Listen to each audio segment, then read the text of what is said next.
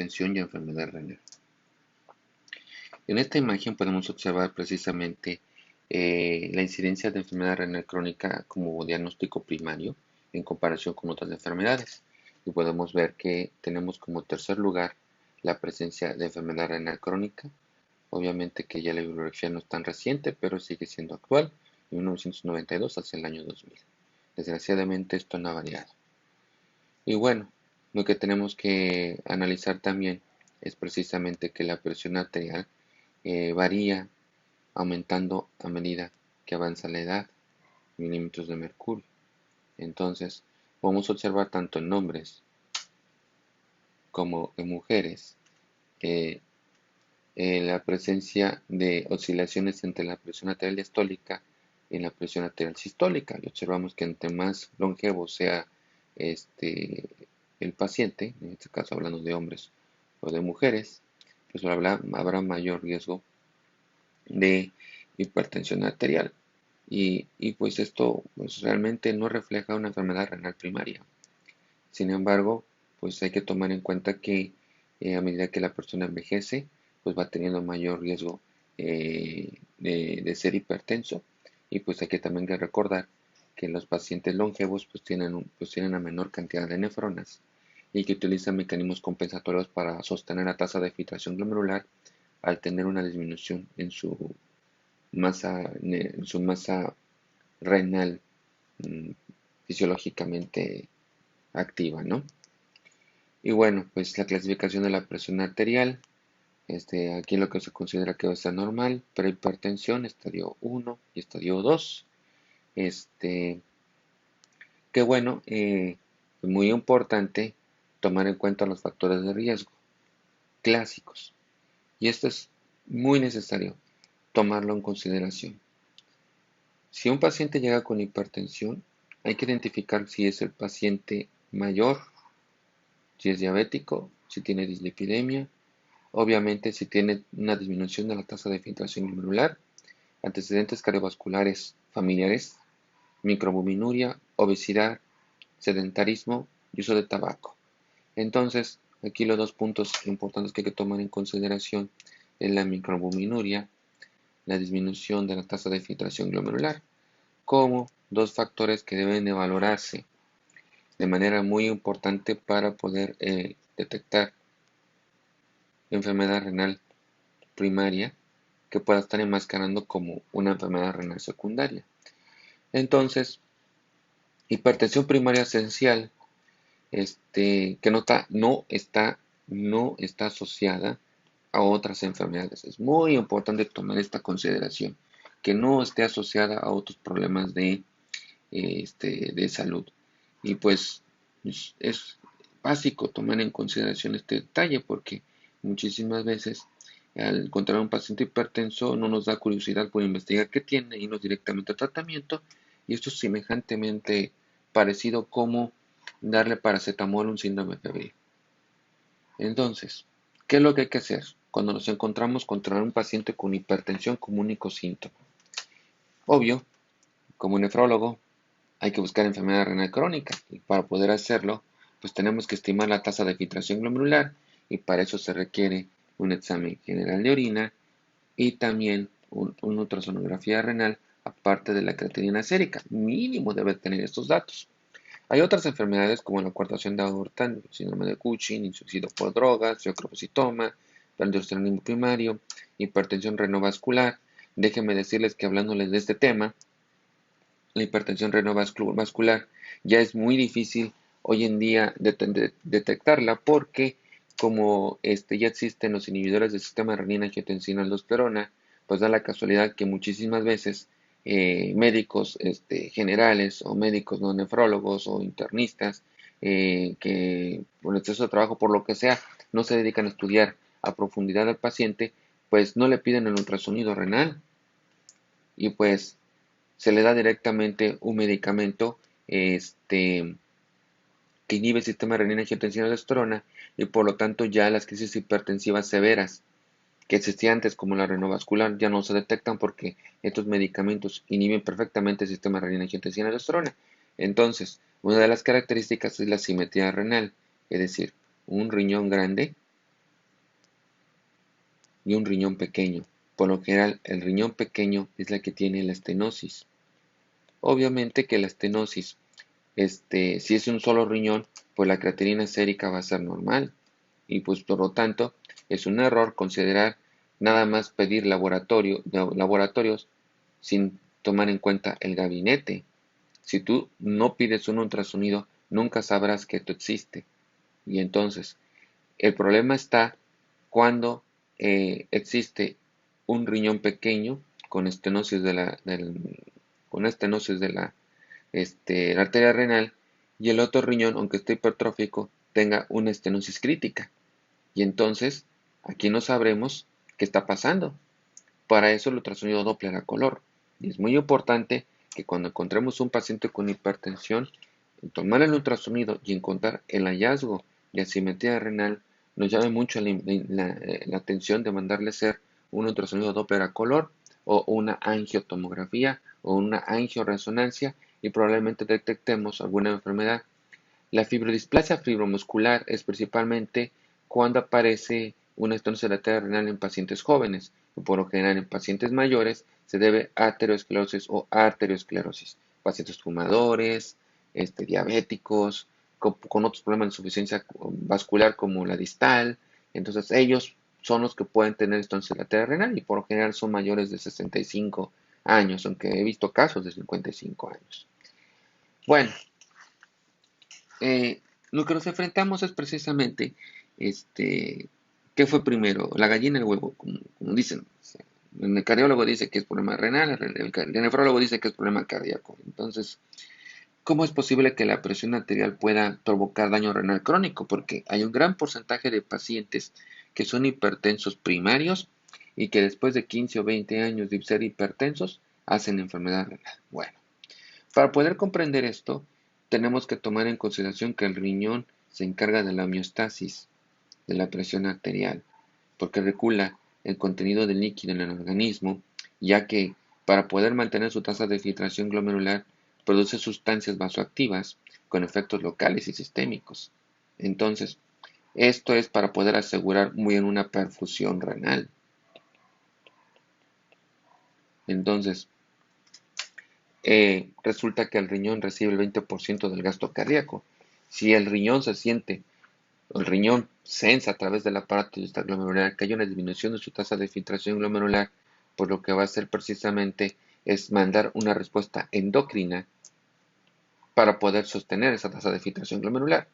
Y si esos cambios que son locales no son suficientes, se convierten en sistémicos.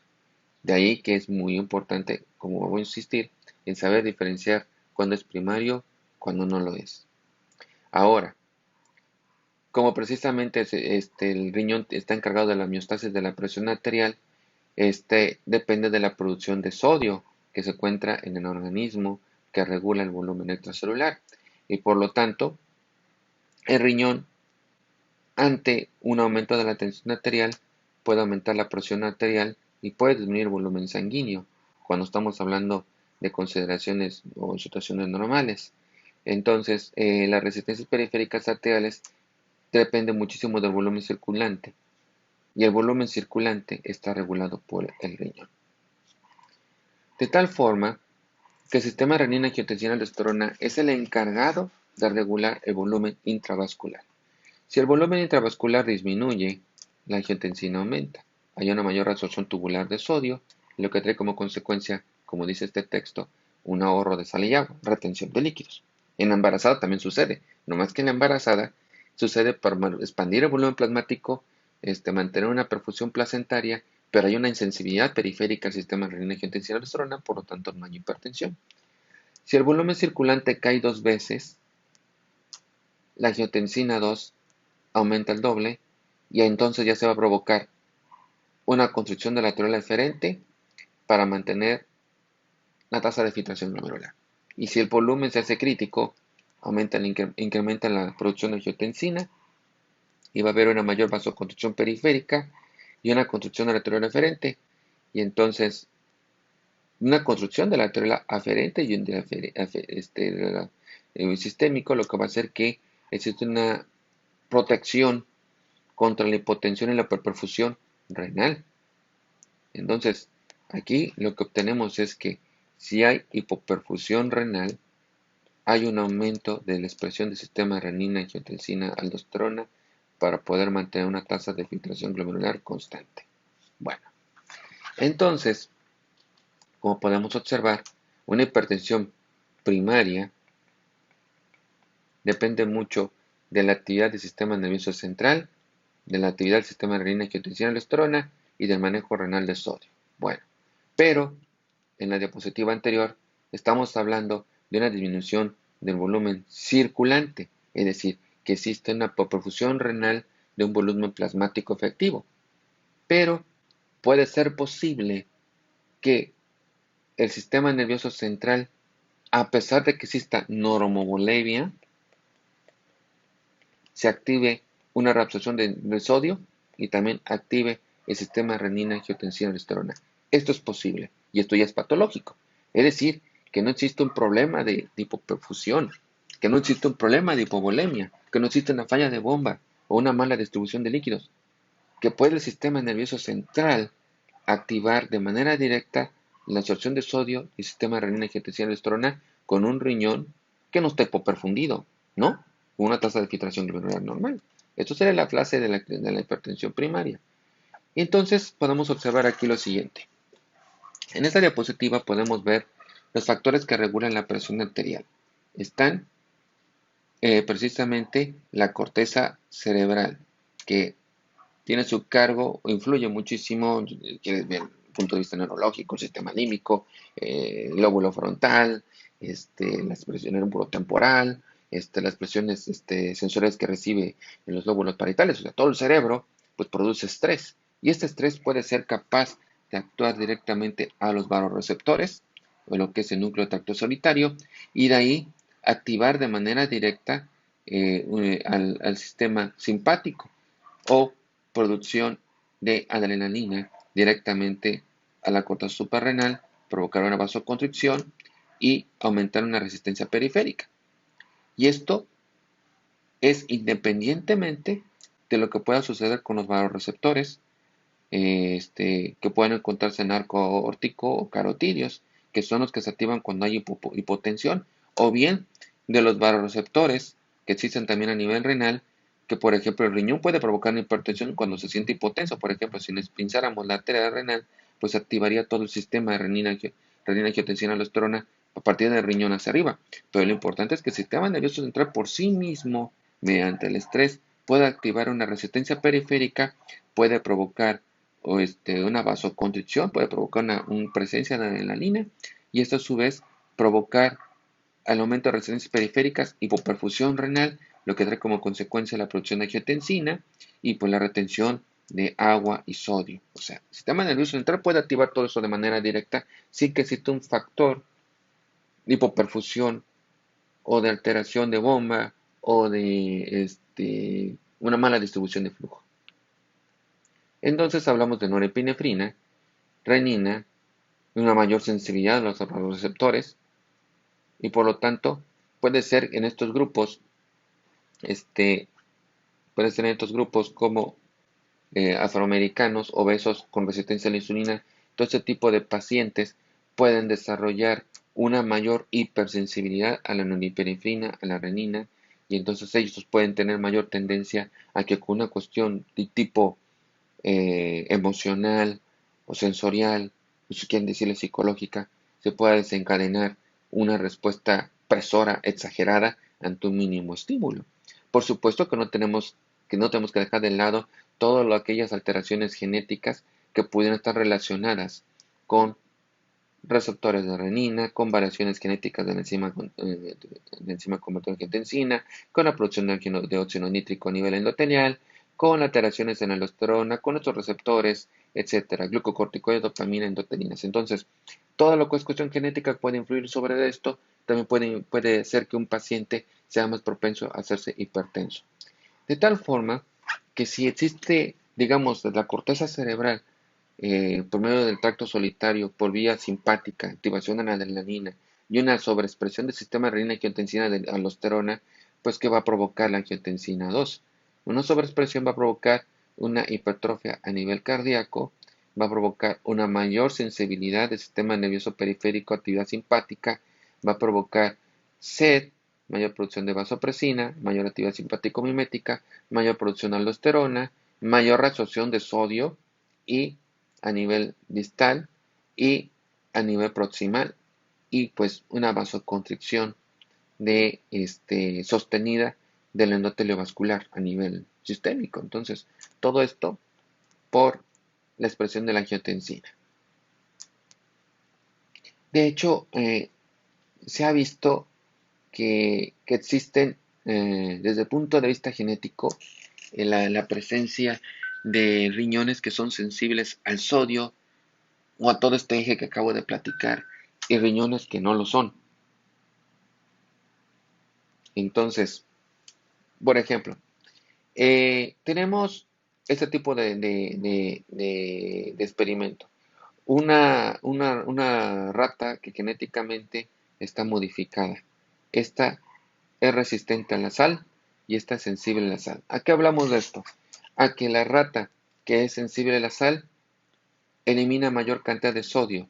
Es decir, genéticamente no puede recuperar sodio del líquido tubular proximal a pesar de que exista una sobreexpresión del sistema renina-angiotensina-aldosterona.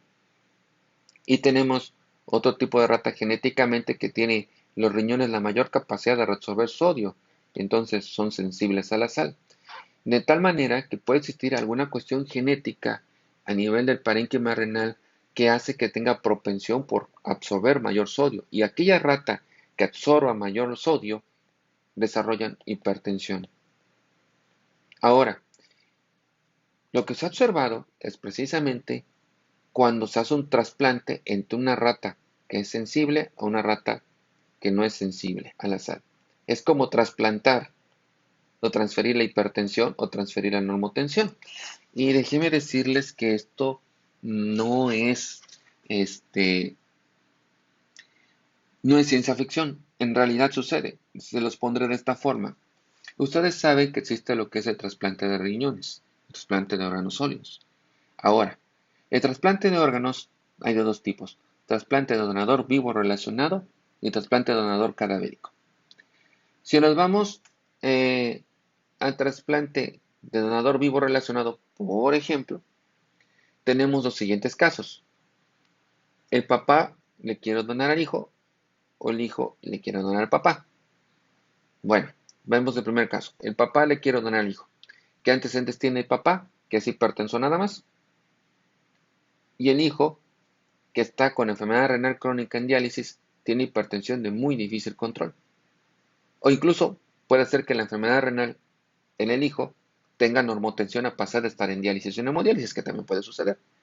De tal forma que cuando el papá le dona el riñón al hijo, de repente el hijo se hace muy hipertenso, demasiado hipertenso. ¿Por qué? Porque a pesar de que histológicamente el riñón que le donó el papá es normal, resulta que ese riñón tiene mayor sensibilidad al sodio y al trasplantarlo al hijo, el hijo se hace más hipertenso o que con función renal normal.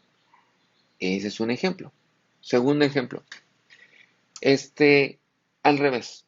Tenemos un paciente masculino de 75 años que es hipertenso y que se encuentra en hemodiálisis, sí se puede trasplantar a esa edad, déjenme decirles, y que le donan un nieto. Y el nieto tiene 20 años de edad, deportista, sin ninguna enfermedad y presiones arteriales de 110/60. Le dona el riñón al paciente que es mayor. Y entonces este paciente al recibir el riñón, resulta que una vez trasplantado deja de tomar antihipertensivos. ¿Por qué? Porque recibió un riñón sensible a la sal. Ahora, este es un ejemplo. Si quieren que se los ponga de otra manera, ahí les va. ¿Cuáles serían las causas por cual un donador cadavérico estaría presente? Un cadáver. ¿Cuáles son las causas de mortalidad de un donador cadavérico? Pues yo les pondría traumatismo craneoencefálico, ya sea por accidente de motocicleta o por arma de fuego, y en la otra, EBC hemorrágico o infarto cerebral, un evento cerebrovascular. Ahora, los eventos cerebrovasculares pueden ser debidos a un aneurisma roto o una crisis hipertensiva. Entonces, Supongamos que tenemos un receptor o un paciente con insuficiencia renal de 25 años que recibe un riñón de un donador que tuvo un accidente automovilístico y tenía 19 años de edad y que andaba en motocicleta sin su casco, luciendo toda la grella. Entonces se estampó en unas dunas allí en Rosarito, se estampó y quedó con traumatismo encefálico y le donan el riñón. Y al recibir el paciente de 25 años un riñón de alguien más joven que no tiene factores de riesgo, resulta que el paciente ya trasplantado no toma ningún antihipertensivo. Bueno, esto sería un ejemplo de esto. Mientras que si recibiérase este paciente un riñón de un donador que tiene un evento cerebrovascular, una hemorragia, y esto fue porque hizo una maniobra de Valsalva, tenía presión de 180-90, tomó alcohol, y pues en una maniobra de Valsalva, como ir al baño, tuvo una hemorragia cerebral, y por lo tanto terminó con muerte cerebral y sus dos riñones lo donaron. Resulta que el paciente, al recibir un riñón de alguien con estas características, y una vez trasplantado o que tenga función renal normal, es muy hipertenso. Tomaba un antihipertensivo antes del trasplante, resulta que después tuvo que tomar tres. Entonces, sí, realmente la hipertensión se puede trasplantar y esto puede deberse a algún factor que existe en los riñones que hace que tenga mayor retención de sodio. Es decir, entre el riñón, entre más retenga sodio, más sensible va a ser el árbol arterial a la adrenalina, al sistema de renina, angiotensina, aldosterona y va a retener también más agua. Y por lo tanto, el paciente, digámoslo de esta manera, va a tener un espacio intravascular colapsado con mayor vasoconstricción, con mayor retención de sodio que va a provocar que en menor cantidad de adrenalina provoque más hipertensión y entonces va a haber un desequilibrio entre sustancias vasoconstrictoras y vasodilatadoras, y no como consecuencia que el paciente desarrolle hipertensión primaria. Pero aquí aclaro una cosa, no tienen problema glomerulonefritis, no tienen alteraciones urinarias, tienen función renal normal. Bueno, esto se debe, por pensarlo de esta forma, ¿no será que la hipertensión arterial primaria se deba a un inapropiado manejo del sodio y una naturaleza anormal? Bueno, ahí se lo dejamos. Entonces, hay algunas enfermedades genéticas, ¿verdad? Pero son muy raras. Realmente, en todo lo que he llevado como nefrólogo no me he enfrentado a un caso de este tipo. Bueno, entonces, tenemos, digamos, inflamación cerebral. Bueno, pues sí, una mayor actividad del sistema nervioso central. Esta mayor hiperactividad va a provocar, pues, una mayor fracción de expulsión, un mayor gasto cardíaco, y esto a su vez va a provocar que la aorta, arterias sistémicas, entren en vasoconstricción, un aumento de la resistencia periférica a nivel sistémico, y entonces lo que va a hacer que aumente las resistencias periféricas va a requerir que el corazón retenga mayor cantidad retenga mayor fracción de expulsión, y esto va a provocar que esto tenga un efecto deleterio a nivel renal, que el riñón, al verse en vasoconstricción sistémica y mayor resistencia periféricas, aumenta la retención de sodio y agua, y esto provoque un círculo vicioso, como pueden observar aquí. Entonces, si se mantiene una resistencia vascular sistémica sostenida, pues lo que va a haber es un aumento de la capa íntima muscular, una inflamación crónica, una disminución del diámetro. Y hay que tomar en consideración que la grasa abdominal tiene propiedades endocrinas. Las propiedades endocrinas van a favorecer una producción alterna del sistema renina angiotensina aldosterona que va a traer como consecuencia una mayor retención de sodio y agua. Bueno, entonces, como podemos observar en esta imagen, una hipertensión pues puede activar una respuesta inmune, como por ejemplo aquí tenemos una teoría inmunológica donde incluso se habla de un antígeno específico de la hipertensión que activa las células B, que entonces va a producir una producción de unas inmunoglobulinas que van a tener actividades de autoanticuerpos y que pues una actividad antagonística que va a favorecer la vasoconstricción, la retención de sodio y agua y el aumento de la frecuencia cardíaca. Y pues estos depósitos de anticuerpos pues pueden afectar directamente lo que se conoce como endotelio vascular, provocando disfunción. Entonces, y actividad de complemento. Esto es algo mucho más complejo, ya que habla que la hipertensión tiene también un fondo inmunológico. ¿Mm? Bueno, entonces, si hay menor actividad física, si hay una dieta rica en proporciones grandes, una dieta hipercalórica, hay una tendencia a obesidad, mayor tejido adiposo, que lo que va a provocar este tejido adiposo es la mayor producción de aldosterona, adipoquinas, mayor producción de leptina, insulina, incluso la insulina por sí misma provoca una mayor, todo esto va a provocar una mayor actividad del sistema nervioso central y sistema renina, angiotensina, aldosterona. Ojo con los pacientes obesos. En serio, no existe una obesidad benigna, no existe una obesidad que se considere sana. Por favor, no hay gordibuenas, por el amor de Dios. No hay gordibuenos, no hay gente robustita. Todo esto va a llegar a un momento dado a provocar problemas con la presión arterial, ya que la obesidad por sí mismo puede favorecer una sobreexpresión de estos elementos y por lo tanto hacer que el sistema nervioso central sea sensible a menores cantidades de adrenalina y provocando una vasoconstricción. De ahí que el concepto general de la gente diga, es que se me subió la presión porque estoy muy nervioso. ¿Y por qué se te va a subir la presión? Pues porque tenemos muchísimo tejido adiposo. Y este tejido adiposo va a hacer que al final de cuentas el riñón tenga sodio y que al final de cuentas que el sistema arterial sea más sensible al sistema renina, angiotensina, aldosterona. Por supuesto que hay otras cuestiones como la apnea de sueño, que pues se ha visto que cuando el paciente tiene un síndrome de apnea de sueño, como SAOS, desarrolla periodos de hipoxia y los periodos de hipoxia provocan disfunción endotelial e inflamación sistémica, lo que va a originar es un problema con el sistema nervioso central y va a traer que existe una mayor propensión a que el sistema nervioso central, por medio de la respuesta adrenérgica, provoque hipertensión para poder mantener la perfusión en todo el organismo durante esos periodos de hipoxia que suceden durante el sueño. Se ha visto que en los pacientes que se someten a las máscaras de presión positiva, máquinas de presión positiva con una buena administración de oxígeno mientras duermen, mejora mucho su presión arterial y también disminuye el riesgo de ser enfermedad renal secundaria. Bueno, entonces, hipertensión sal sensitiva, hiperactividad del sistema sistémico, sistema simpático, una activación fuera de lo normal del sistema renina, angiotensina, aldosterona y una dieta baja en potasio. Los pacientes normales deben tener una dieta rica en potasio porque así se ha demostrado que a nivel tubular, entre mayor cantidad de potasio exista, menor la posibilidad de que el riñón absorba sodio.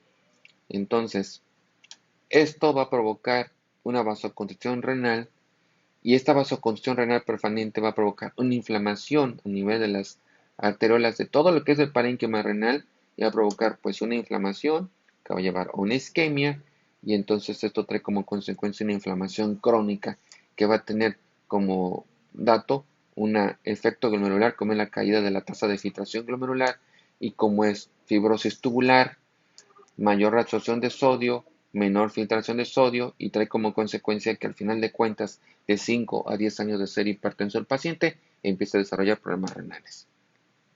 Entonces, ¿esto lo que está provocando? Bueno, obesidad, tabaquismo, isquemia, hiperuricemia. Fíjese que hasta este momento solamente estamos hablando de factores que tengan que ver con la excitación, sobreexcitación del sistema nervioso central y retención de sodio. No hemos hablado del efecto notarial del tabaco en los vasos sanguíneos. No hemos hablado de la dislipidemia de tipo primario. No hemos hablado del producto de glicalización avanzada en la diabetes que pueden afectar directamente el endotelio vascular. Si estamos hablando más de un factor, ahora imagínense un paciente que fume, que sea obeso y que sea diabético. Pues las cosas se ponen peor. Entonces, hipertensión puede tener una cuestión genética, pero también tiene una cuestión que tiene que ver con el sistema renina, angiotensina, aldosterona, el estrés oxidativo que puede estar influenciado por la cuestión de genética o por la cuestión hemodinámica que provoca disfunción endotelial y que va a producir una hipertensión glomerular y que esto a su vez va a sobreexcitar el sistema renina, angiotensina, aldosterona. Entonces, el riñón puede entrar en una inflamación al mantener una sobreactividad del sistema nervioso central. y esto trae como consecuencia una hipertensión sostenida que va a provocar un estrés oxidativo y entramos a este círculo vicioso. Entonces, como podemos observar, puede haber unos vasos, tenerse vasos estrechos, un aumento de la capa íntima, una lesión de los podocitos, y al final de cuentas lo que vamos a ver es una proteinuria. Y entonces, menor tasa de filtración glomerular y mayor actividad de endotelinas y mayor lesión histológica. Óxido nítrico, peroxidación de lípidos, factores de crecimiento, fibrosis, inflamación y, perdón, porque ya rayé encima de la diapositiva, entonces va a haber un desequilibrio en los factores que pueden provocar vasodilatación y los que pueden provocar vasoconstricción. Y por final de cuentas tenemos la glomerulosclerosis. Y bueno, tenemos esta imagen que es un poco complicada y pues lo que tenemos aquí es precisamente qué pasa cuando la hipertensión arterial se hace crónica y no se controla. Sucede todo esto que está aquí. Sucede una sobreexpresión del eje neurohormonal. Es decir, si el paciente tiene una hipertensión sostenida, hay una inflamación del lecho vascular. Una inflamación del lecho vascular que va a hacer que se mantenga un aumento de las resistencias periféricas. Entonces, el señor corazón, para poder vencer estas resistencias periféricas y asegurar una buena perfusión y un gasto cardíaco constante, tiene que hipertrofiarse.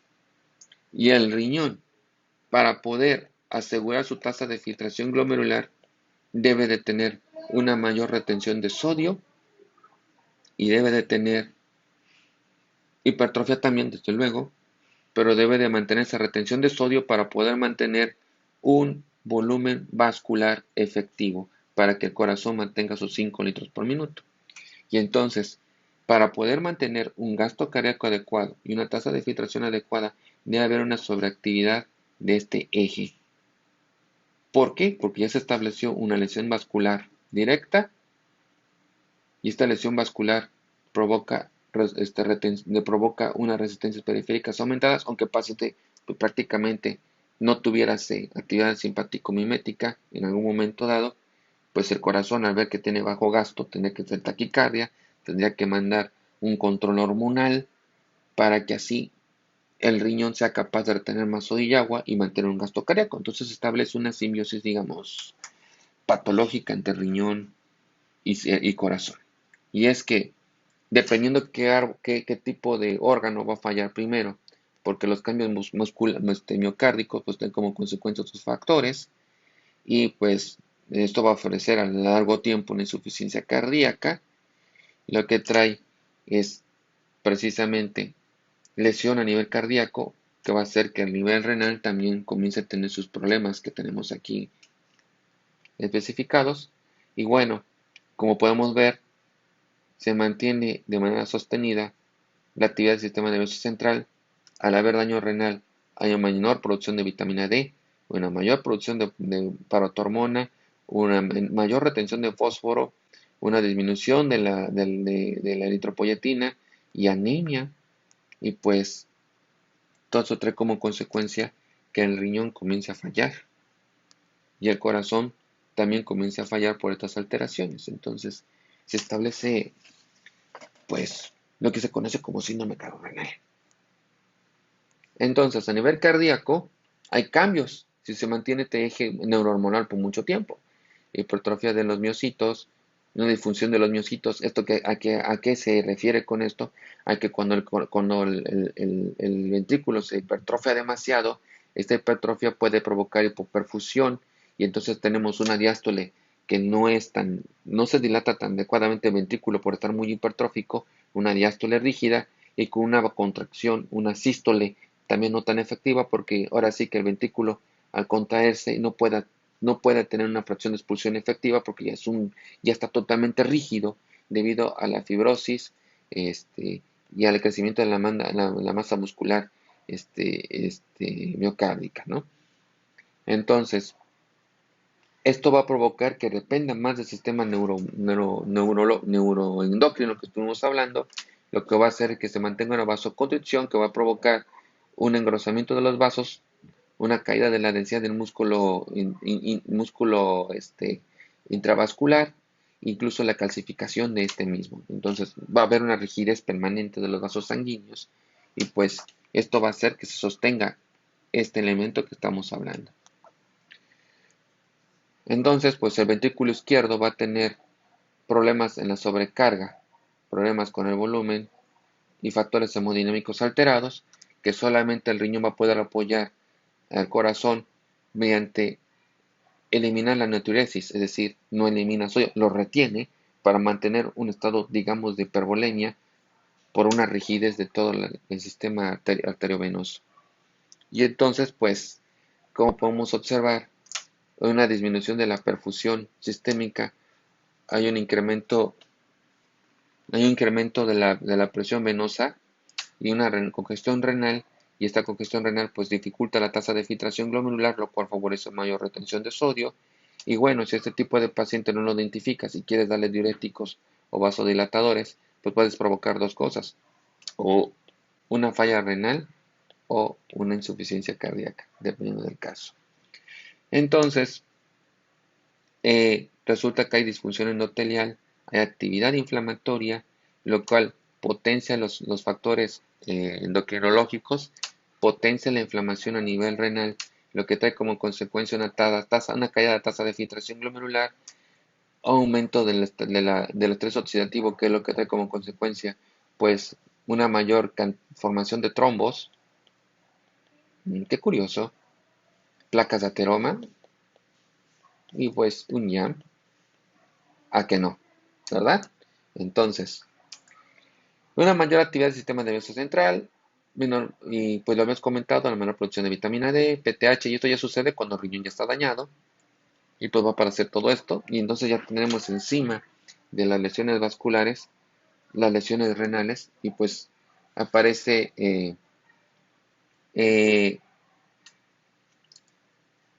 alteraciones de este tipo, y que si este paciente que no tiene una adherencia médica, que tiene que consumir mayor sodio, que tiene antecedente de arritmias, que tiene procedimiento de isquemia, le llegas a dar un analgésico, pues híjole, lo vas a provocar un fracaso renal agudo. Y bueno, entonces, pues en los pacientes hipertensos podemos tener dos variaciones. Tenemos que tener un daño renal agudo o una enfermedad renal crónica. Eh, y pues las variaciones pueden ser muy infinitas. Podemos tener un paciente diabético que sea hipertenso y que pueda tener otra enfermedad renal.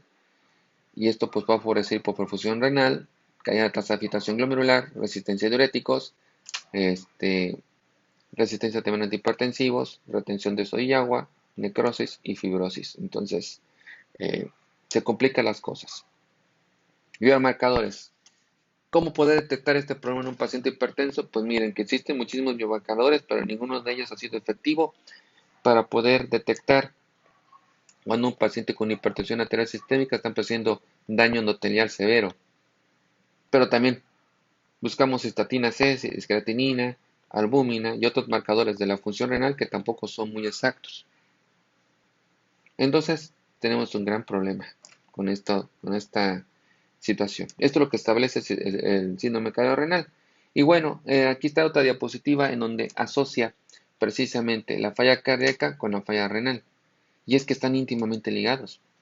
El corazón, por una hipertensión primaria, puede provocar estos cambios que pueden llegar a un daño renal secundario, pero también puede darse la situación de una glomerulonefritis que puede provocar un daño cardíaco, y entonces pues tenemos que hay situaciones clínicas en donde el corazón puede perjudicar al riñón y otras situaciones clínicas donde el riñón puede perjudicar al corazón. Muy bien. Eh, pues se ha observado que cuando administramos una solución, normalmente cuando administramos una solución salina a un paciente que no tiene problemas con el manejo de sodio, se inhibe el sistema nervioso central. Pero si le damos a alguien que está enfermo de los riñones, mejor dicho, no de los riñones, sino que tiene tendencia a retener sodio, parece que el sistema nervioso central se activa y una sobre sensibilidad al sistema neuroeje, vaya. El paciente con un estímulo externo puede hipertensarse. Una mayor absorción de sodio, y esto se debe a una mayor disfunción tubular y una mayor o menor producción de óxido nítrico. Entonces, factores de riesgo: obesidad, resistencia a la insulina, hiperuricemia, tabaquismo, fármacos, así como la raza, puede hacer la gran diferencia entre tener una presión arterial normal o tender a ser hipertensos. Entonces teníamos estadio 1 de la hipertensión arterial. Bueno, así tenemos, por ejemplo, ya hablando de los síndromes cardiorrenales, el síndrome cardiorrenal tipo 1, en donde se establece que el problema primario es cardíaco con una repercusión renal, es decir, falla cardíaca con repercusión renal secundaria, pero aquí el que inició el problema fue el corazón. Si tenemos el síndrome cardiorrenal tipo 2, tenemos una enfermedad renal, una enfermedad cardíaca crónica que va a dar como consecuencia una lesión renal lenta y progresiva. A diferencia de tipo 1, es agudo el evento cardíaco, como puede ser un infarto agudo del miocardio, pero en el tipo 2 hablamos de una insuficiencia cardíaca, que da como origen a daño renal crónico. Y si nos vamos de tipo 3, es al contrario. Esto lo desata un fracaso renal agudo, puede provocar una disfunción cardíaca aguda.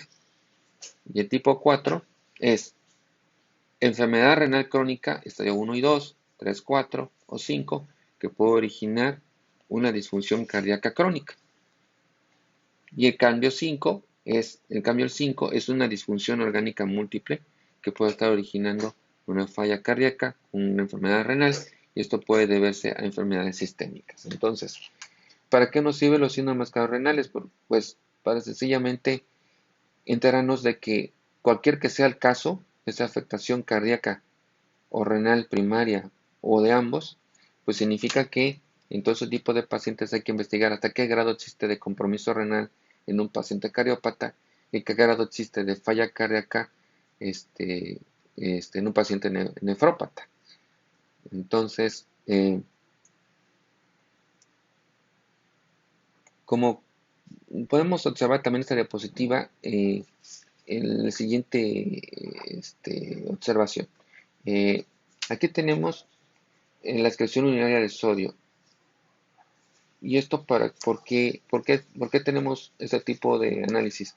Siempre que le preguntamos al paciente qué cantidad de sal consume en su dieta, siempre nos va a decir lo normal. Y pues una manera cualitativa de poder saber si un paciente tiene una ingesta de sodio mm, exagerada, fuera de lo normal, es medir la cantidad de sodio urinario. Entonces, este estudio mide la cantidad de sodio urinario y lo compara eh, con la prevalencia de hipertensión. Entonces, resulta que hay poblaciones que al tener una ingesta excesiva de sodio, tiene precisamente una correlación con la hipertensión arterial, como puede verse aquí con los japoneses del norte. Pero hay poblaciones que son más susceptibles a menores cantidades de sodio, como esta, que con 100 miligramos de sodio urinario al día, resulta que tiene una tendencia muy alta de hipertensión, pero también tenemos poblaciones que pueden tener una mayor ingestión de sodio y tener una presión arterial normal. Por ejemplo, aquí tenemos dos poblaciones que quiero que pongan atención, que son de las Islas Polinesias. Y bueno, estas dos poblaciones tienen la misma eh, digamos, la misma cuestión racial y cultural. Sin embargo, en una de estas poblaciones, el consumo de sodio es de 30 milimoles al día y la otra es de 50 a 70. Entonces, aquí podemos observar muy bien que una menor consumo de sodio se refleja con una menor incidencia de hipertensión arterial. Es lo que quiere darnos a entender, que hay una correlación directa entre el consumo de sodio y la presencia de hipertensión arterial. Entonces, esto nos viene a decir lo siguiente: los cambios de estilo de vida son benéficos para el control de la presión arterial. Disminuir el sedentarismo es un punto muy importante.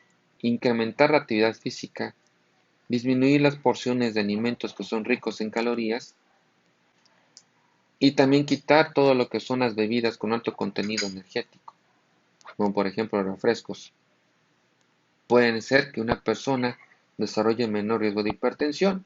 Y como tenemos este ejemplo, tenemos aquí de Venezuela, ese tipo de indígenas. Si ustedes se pueden observar, pues el taparrabo realmente no tienen taparrabo. Esto está dibujado, es un dibujo, lo puede cubrir sus genitales.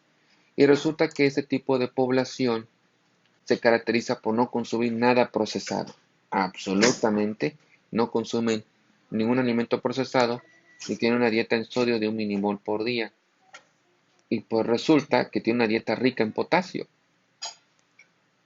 Entonces, tener una dieta baja en sodio y rica en potasio hace que no exista hipertensión, a pesar de que sean gente de 60 y 70 años. Y se ha visto que hay varias poblaciones, tanto japonesas, algunas rusas, que viven en áreas muy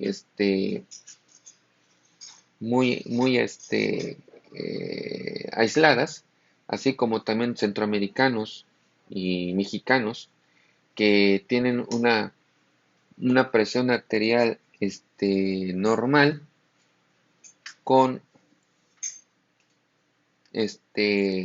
una menor ingesta de sodio y también tienen una mayor longevidad, incluso aparentan tener menor edad. De aquí la importancia de una dieta baja en sodio, porque como estamos observando, el sodio, a menor ingesta de sodio, a mayor riesgo de hipertensión arterial, a menor estrés oxidativo y por lo tanto, longevidad, calidad de vida. Y bueno, ¿por qué la explicación? Aquí tenemos una dieta rica en potasio y debe ser baja en sodio. Esto hace que aumente el potasio plasmático. Una alta cantidad de potasio plasmático hace que unas células específicas a nivel de las glándulas adrenales retengan, influyan y retengan calcio, y esto influye sobre la aldosterona.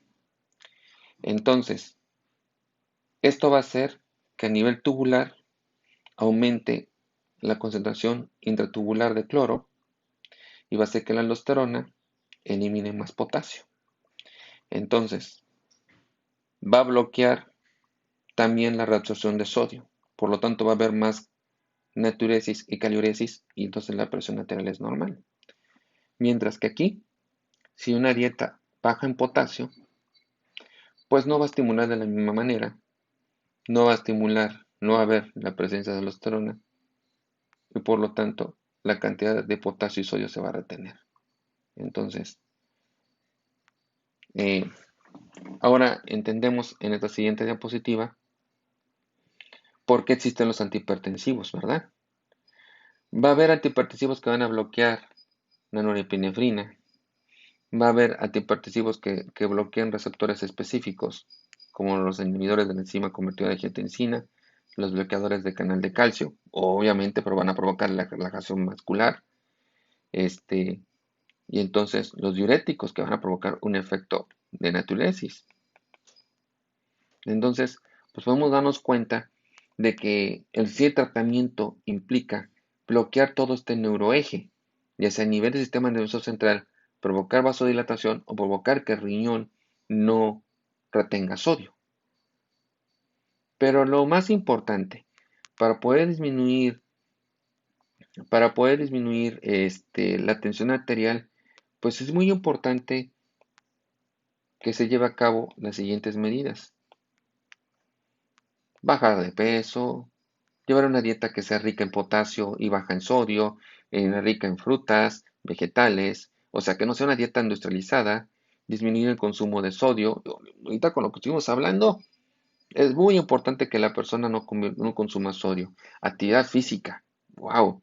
30 minutos por día. Ideal que sea diario. Y aquí dice moderado consumo de alcohol, pero bueno, una nueva revisión de New England dice que con ningún consumo de alcohol es seguro y que por lo tanto lo más ideal es no consumir nada. Y bueno, esto nos lleva a la conclusión que si cuidas tu corazón, cuidas tus riñones.